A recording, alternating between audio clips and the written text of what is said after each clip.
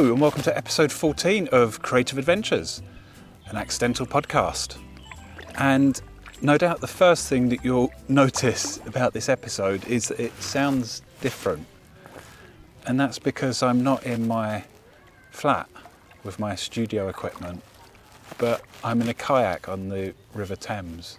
And before you switch off thinking, I don't want to listen to a podcast more about the River Thames and kayaking, I'm not really going to talk about that at all. And I have no idea what the audio will be like, because this whole thing is an experiment. And it's an experiment because I noticed that my relationship with the podcast was changing. I mean, I still love it, but after 13 episodes, I noticed that, I don't know, something had changed. And I think it's because I got into a bit of a routine with it. And I mean, the whole thing was an accident. I mentioned this on episode 1, that I never intended to start a podcast, but I started writing a Substack, and the reason I started writing a Substack was because MailChimp became too expensive and useless, basically.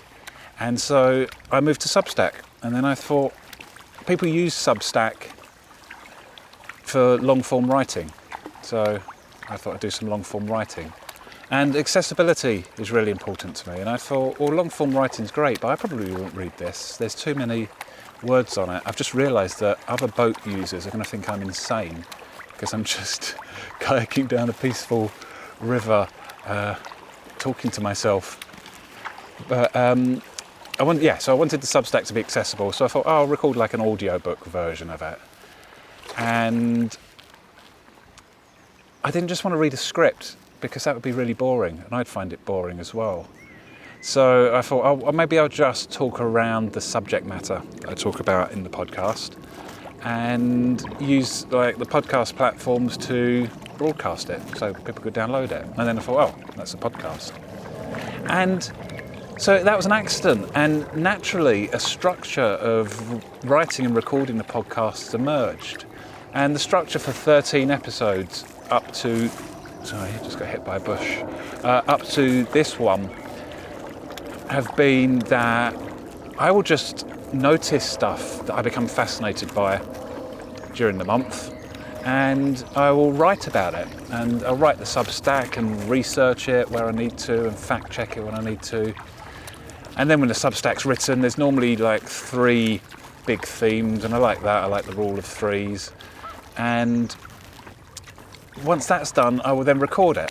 But I will read the Substack, and then the podcast is sort of improvising around the subject matter. And then record it.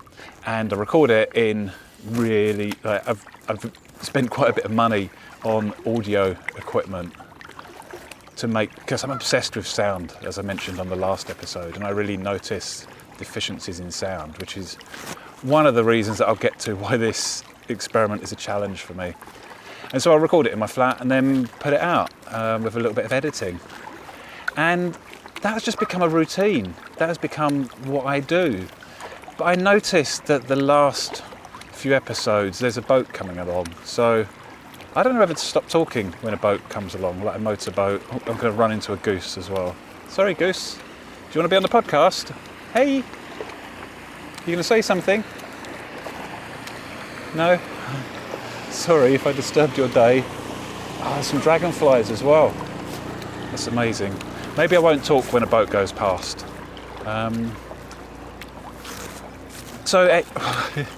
This is going to be the most rambly one yet, I've just realised.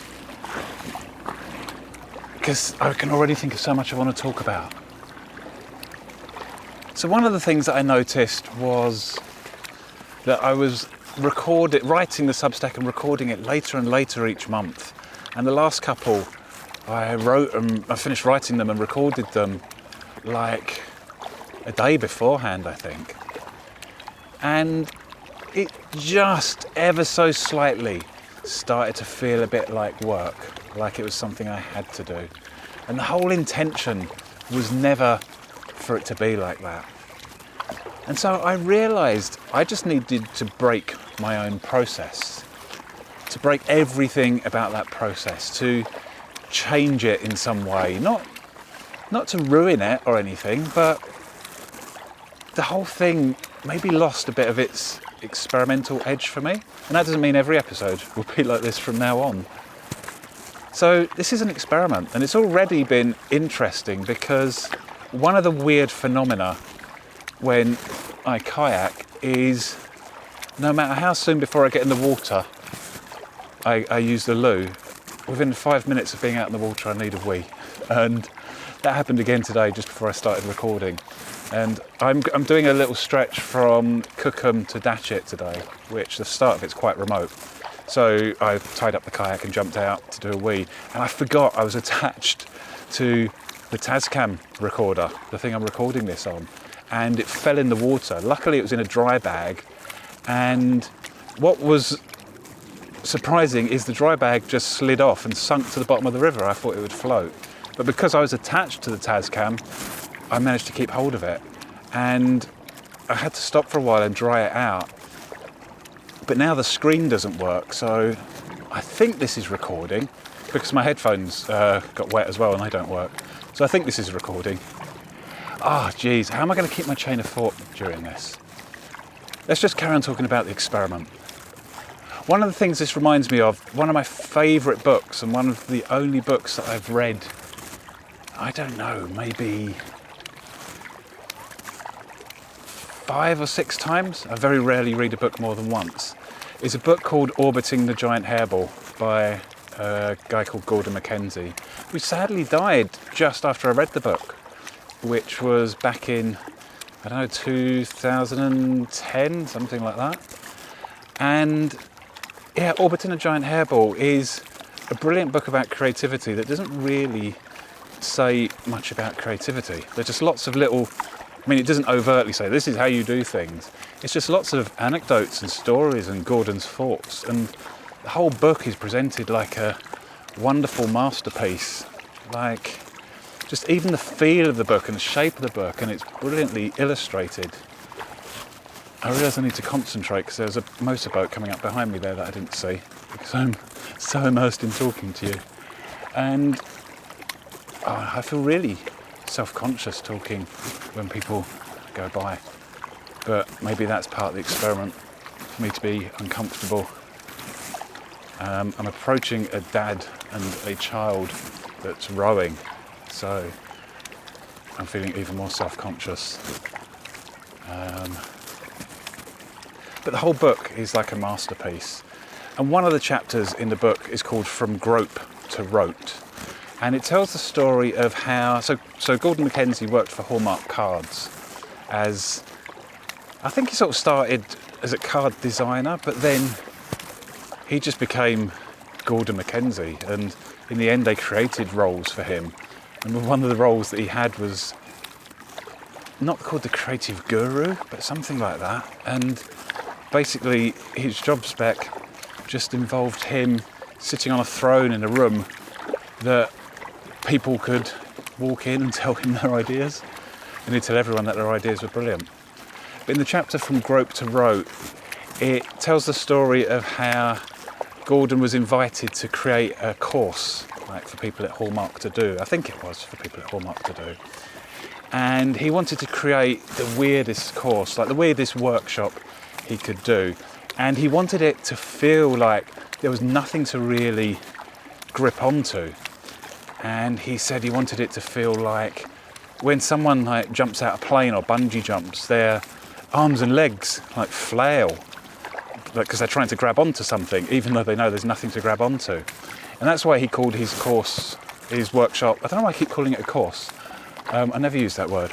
That's why he called his workshop Grope, which is an apt name for it, but it's also a bit of a weird name.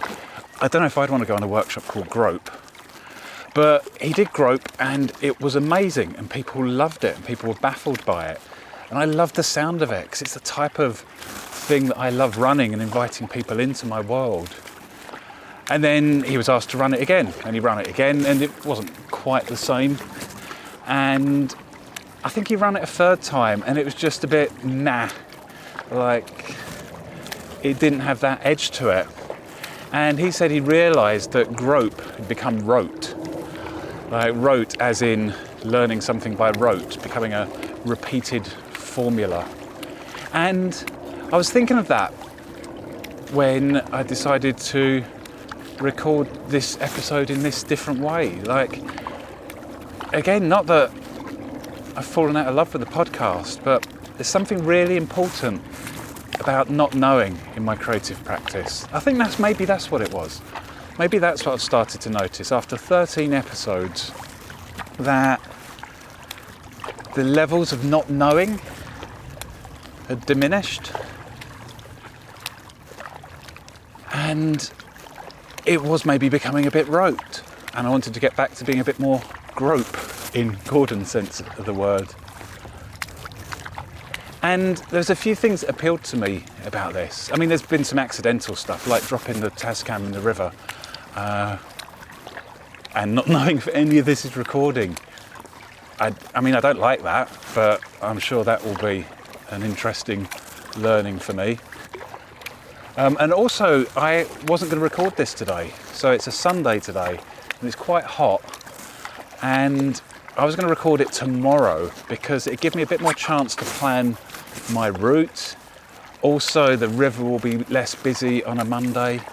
And I was going to do something else today. I was going to cycle up to a swimming spot that I go to and just have a swim and hang out there. But my bike got a flat tyre and I couldn't go. So I thought maybe that's a sign that I should be doing this today. So it's a Sunday and it's not, I feel unprepared for it, really unprepared for it, which maybe is also a good thing.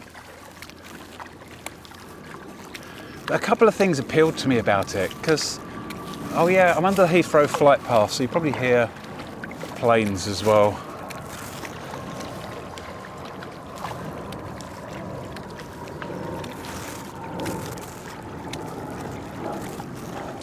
So there's some accidental stuff that I'm getting from doing this. Like I mentioned, it's really slowing down my kayaking, for example, because normally I'd be doing this, and I think it's a bit splashy.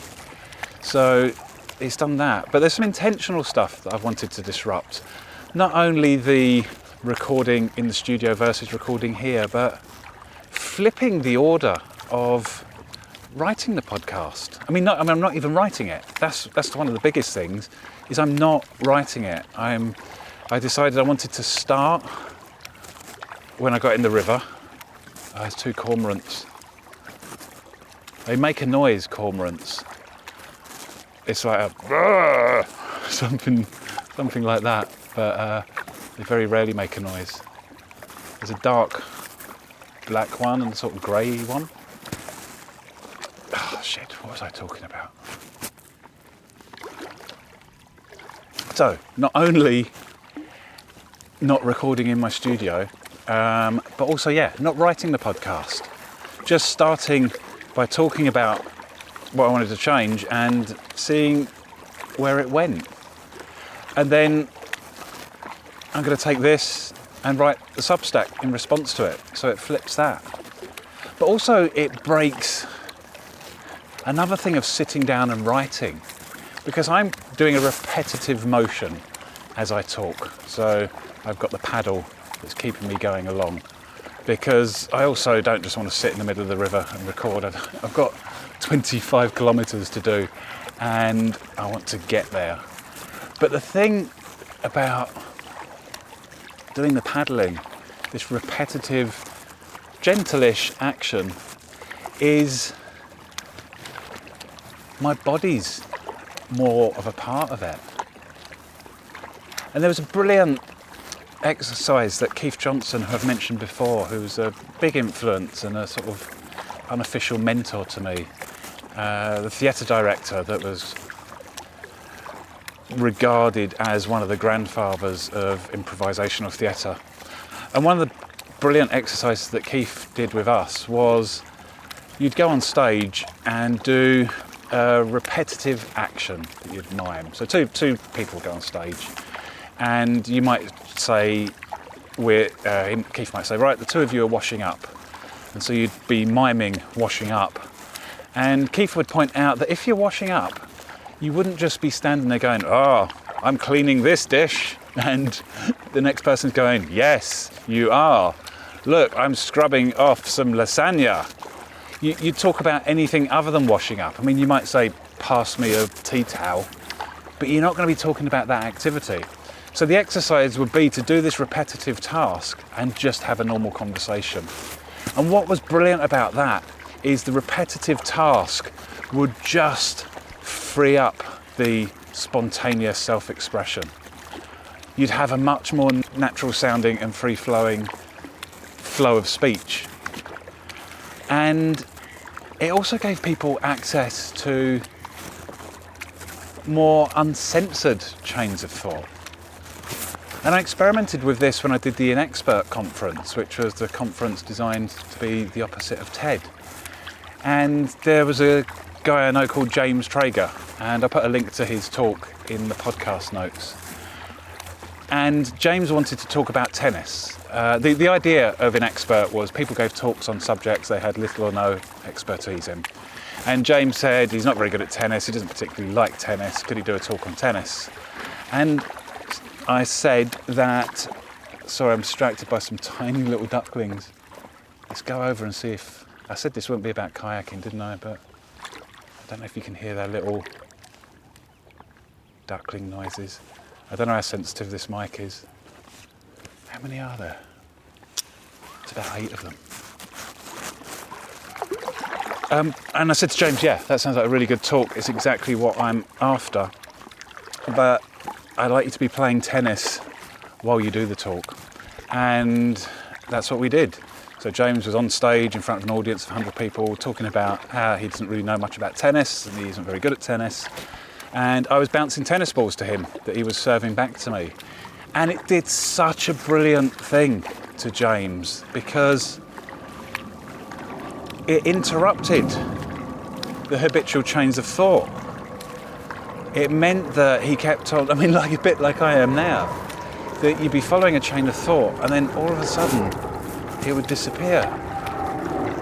And I think the talk is amazing anyway, but the talk is extra special for that because it just gave him access to a greater level of spontaneous self-expression. I'm probably talking quieter because there's people on the bank. And hiya. This is such a weird experience for me. The scenery here is amazing though. It feels like being back in Canada, but the river's not the River Niagara, which I wouldn't kayak on. But James's talk on tennis just became this uncensored flow, and he'd lose where he was, and the pauses and the cadence changed, like in unpredictable ways. And I think it just made it fascinating and very human and just intriguing. And I'm curious about what that experience will be like for me and recording it. And I noticed that any fears or anxieties I have about doing this are all to do whether you listening to it will like it or enjoy it or judge me for doing this in, well, I guess in any way, but maybe in a negative way. Because I don't want this podcast to be a novelty either. That's why I didn't want to do anything for episode 10. And then also I've put a lot of work into this podcast and it's got a good listenership and I get lovely messages and reviews and things like that. That's my watch beeping, just saying that I'm 3 kilometres into the 25 or whatever it is today. It's going to take me a long while because I'm going a lot slower. But yeah, I want to impress you if I'm being really, really honest. I want you to love this podcast and share it.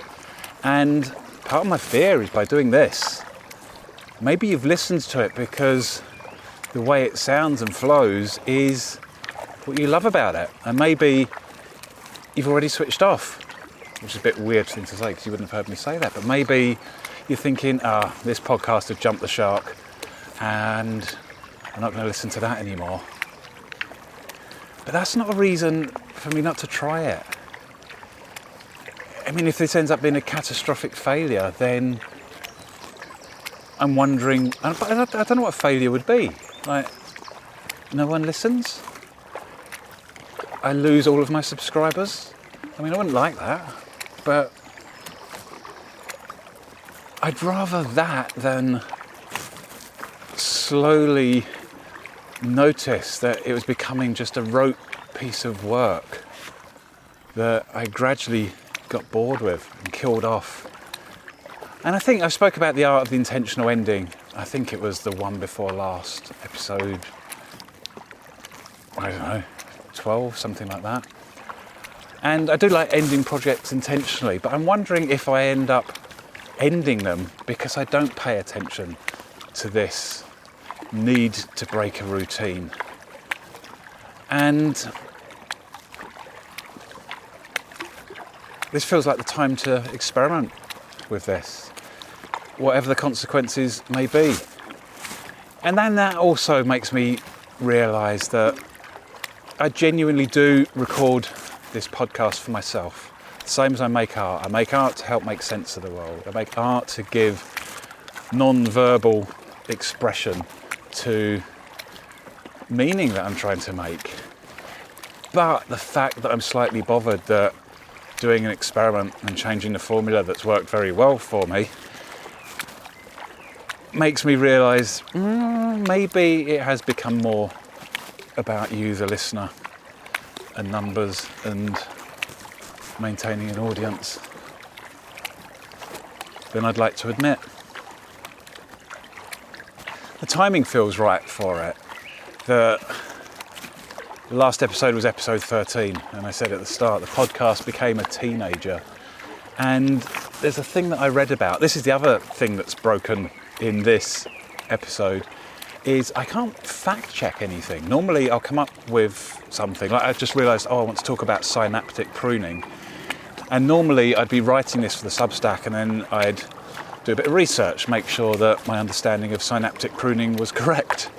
But, I mean, I could go over to the bank and get my phone out, but let's see what happens if I don't. So the caveat for this episode is fact check everything. Don't take anything I say as universally true. Well, don't do that anyway, but certainly not in this episode. But the timing for the experiment feels relevant, like I was saying, like the podcast become a teenager. And I read this article sometime last year, I think it was, about synaptic pruning. And my understanding of what the article said was that synaptic pruning is something that happens around about the time that we become teenagers. And synaptic pruning is a necessary part of maturing or growing up. I don't know why I'm using that word. And the way that it works is, so we're born with billions and billions of synaptic connections, like connections between neurons. And there's that brilliant neuroscience phrase, which is neurons that fire together, wire together. So when neurons regularly fire at the same time, like walking down the street or walking anywhere, then it forms strong connections, like a strong connection between the two neurons. And that means that we don't have to consciously think about how to walk down the street every time we do it. It becomes automatic.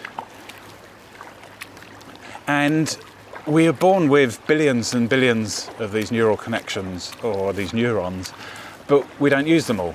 So there's a massive shedding, I think, of neurons or neural connections like when we're babies, because we've got all this stuff, these connections that we don't necessarily need. Again, fact check all of this. But the bit that I remember reading about synaptic pruning is this happens again when we become teenagers, because it's another part of our growth. And by that point, we've learned a bit more about ourselves. There'll be some neural connections that we used as a child, but we no longer need. And this pruning takes place where those connections either get broken. I'm not sure, I don't know how it works. Bit windy here, but I've got a little, looks like a tiny mouse on my mic cover, but hopefully you can still hear me. And the wind just makes this harder because it's an inflatable kayak, so it's a sunken boat. That's amazing. I was tempted to get my, I'm gonna get my phone out and I'm gonna do a little video of this sunken boat, and maybe I'll put a link to it in the podcast notes, or maybe this could be the artwork for the podcast. It's quite sad. There's a boat coming. No, I don't want to drop my phone in the water. Right, I'm gonna have to go backwards. The boat's called Norman. Poor Norman. I often wonder if a good name for a boat seemed like a good idea at the time. And Norman's just underwater. Well, the top of Norman's sticking out. I can't help but look at boats like this and think of Jaws, the film. Poor Norman. Maybe Norman's a metaphor for synaptic pruning. You can work that out. I haven't got the brain power to do that right now. So when we become teenagers, synaptic pruning happens, and we shed these neural connections, and I guess that maybe the reason, again I'm guessing this, or maybe I read it and half remembering it, is we're creating space for important connections as we get older, because there's a lot of changes going on in our bodies and our brains at that point. And the article said that synaptic pruning is one of the reasons why teenagers can become monosyllabic and not really talk as much or be as eloquent. And I hate it when people point that out. I remember with my nephews, they always used to get accused of being teenagers, and people take the piss out of them going, and I've heard it with other teenagers. But surely the people that are saying that, the adults are saying that, remember that happened to them. But this article said that synaptic pruning is one of the reasons for that, because there's so much going on in their brains and bodies at that time. Anyway, I don't know how long this bit about synaptic pruning has been, because I got distracted by Norman the sunken boat. And I'm just coming up to a lock, which hopefully I can go through behind another boat rather than have to portage and take it out. But synaptic pruning is maybe what I need to do with my relationship with this podcast. Break some habitual connections and allow new ones to form. The other thing that I notice that I have an interesting relationship is consistency and being understood. I don't know if they're the same things. Let's see. There's a brilliant quote, I think it was Ralph Waldo Emerson, said, "Consistency is the hobgoblin of little minds." Consistency is the hobgoblin of little minds. There's a lot of boats going past here because we're coming up to the lock, so I'm going to stop describing all the sounds. I think you know there's planes and boats and ducks and geese and water and all of that. Consistency is the hobgoblin of little minds, and what he meant by that, I think, was that striving for consistency is like a little hobgoblin in our brain that tortures us, that can make us feel deficient in some way, can make us feel shame or unworthy because we are inconsistent. But human beings are, by their very definition, inconsistent. We change all the time, our moods change all the time, so what I think Ralph Waldo Emerson was saying is striving for consistency is a trap. And I guess I've been striving for consistency with this podcast as well. consistency not only in how it sounds and the formula of it, but also consistency in how you listen to it, how you consume it, and knowing that there's lots of people that listen and like it. So moving just a little dash of inconsistency today feels really, really important. Hi, how you doing? Right, you? Yeah. What's that? Yeah, I'm going a long way.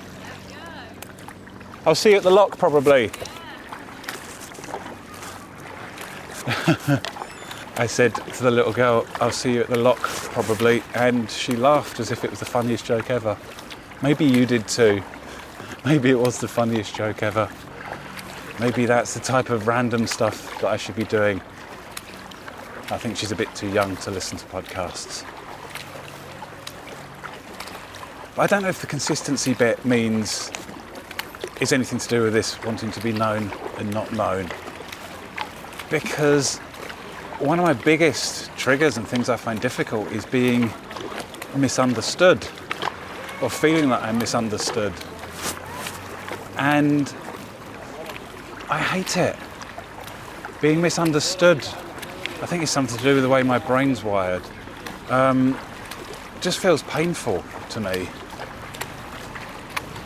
Yet, if someone seems to totally get me and describe me with a label or something, I absolutely hate that too. So, I don't know what that is. I might make a bit more sense of that after this lock. I think it's because I feel unique, I guess, like everyone does, but I also don't want to be categorised or labelled. I want to be appreciated for my unlabelledness. Maybe because I don't fully understand myself. Maybe my frustration with others is when I'm going to speed up. I'm going to try and get in this lock because I don't want to be portaging around it, because then I might drop the recorder into the river again. Hopefully the lock keeper has seen me. Gripping viewing, I'm sure. Will Steve make it into the lock or not? I think I'm going to make it. I'm going to be very self-conscious recording in here. Yeah, I think I'm going to stop recording in here because I also need to be concentrating on safety.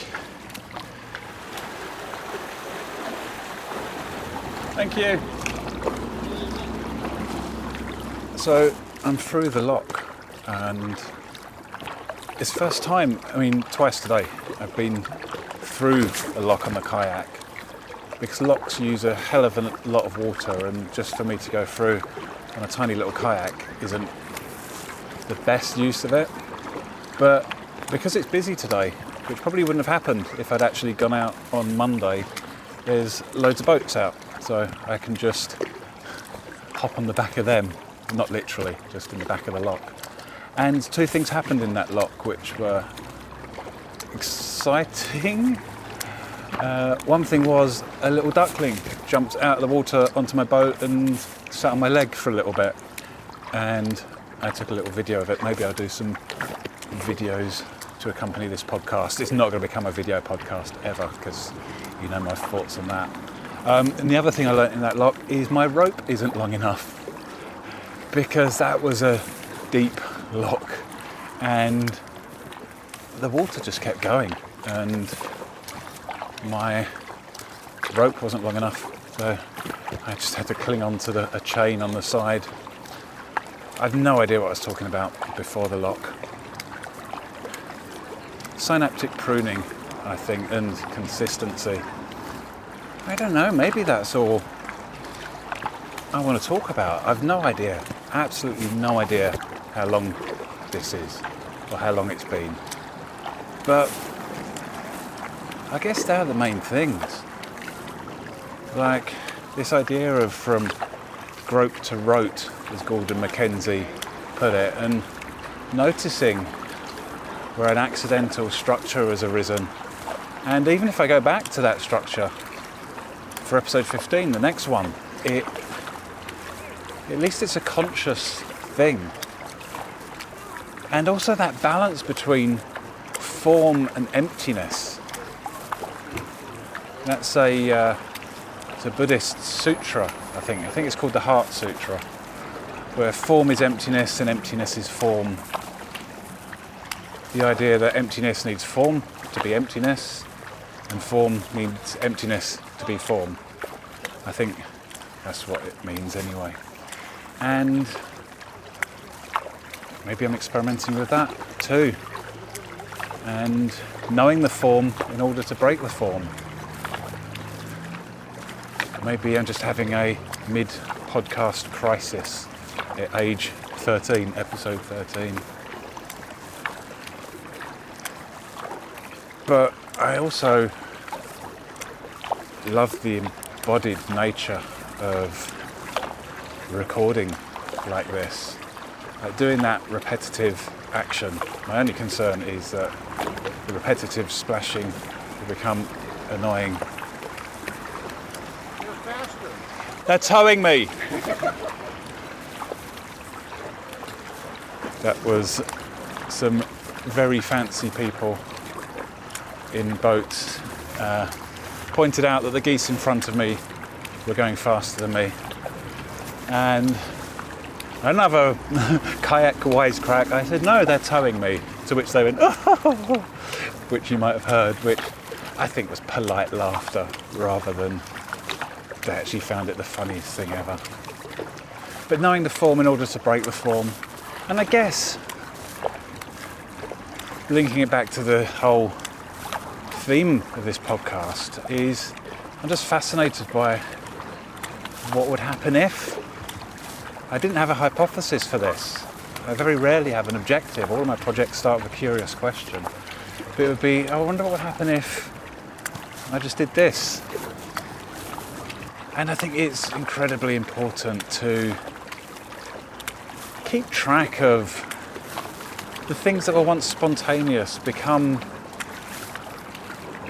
less. I mean, everything's spontaneous. Literally everything is spontaneous, but more familiar. And there's a degree of unfamiliarity that is important when it comes to human creativity, I think, at least for me. There's a brilliant book that's called On Not Knowing How Artists Make. And it's a very strange book, and it's out of print, and they're normally about £200, but I managed to get one for 30 quid, about 7 or 8 years ago. And there's a quote in that, which again, I can't remember off the top of my head, but it's talked about the importance of not avoiding the stranger.